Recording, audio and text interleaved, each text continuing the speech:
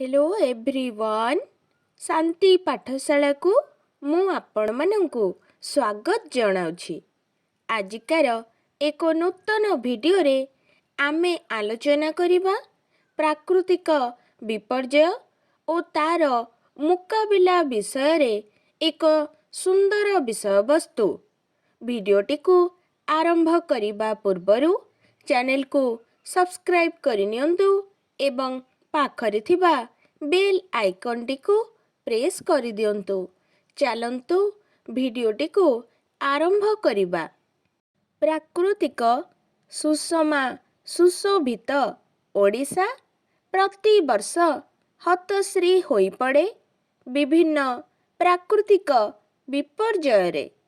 बन्या, बात्या, महाबात्या, मरुड़ी, भूमिकंप और अंशुघात भली प्राकृतिक विपर्यय मान घटी ओडिशार धन जीवन को छारखार करिदिए।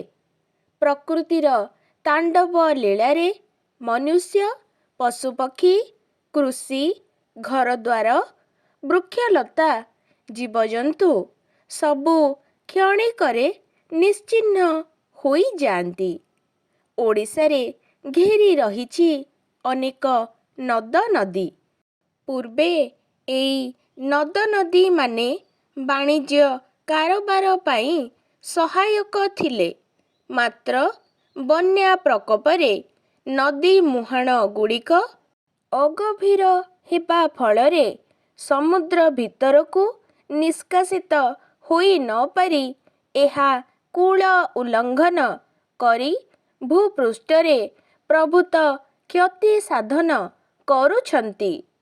मनुष्य बासहरा हेउछि, कृषि उजुड़ी जाउछि, गो संपद नष्ट हेउछि, रास्ता घाट धोई जाई गमनागमनरे बाधा सृष्टि हेउछि, पानीय जलर अभाव सृष्टि हेउछि, हईजा महामारी आदि मारात्मक रोग तार काया विस्तार करी बसुछि।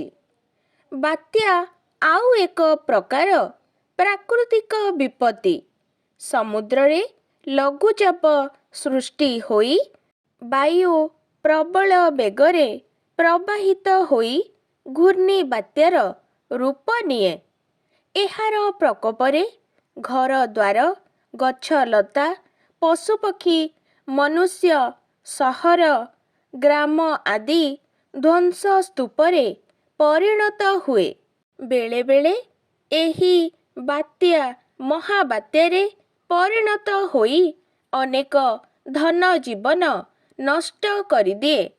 1999 मसीहा अक्टोबर 29 तारिख महाबात्यार विभीषिका ए जाए काहारी मनरू लिभि नथिब। प्रकृतिर आउ एक तांडव लीला हेला भूमिकंप। निमिषक मध्यरे सबु ध्वंस करिदिए। घर द्वार, कल कारखाना, मनुष्य सबु भूतले हजि जाती। मरुड़ी और अंशुघात एही दुई प्राकृतिक विपत्ति मध्य मनीष जीवन को अस्तव्यस्त करिदिए। वर्षा अभावरू मरुड़ी सृष्टि हुए आउ पृथ्वी पृष्ठरे अत्यधिक उत्ताप वृद्धि पाई मनुष्य, पशुपक्षी समस्ते संतप्त और विपर्ययर सम्मुखीन हुअन्ति। अंशुघात मध्य आउ एक भयावह प्राकृतिक विपत्ति।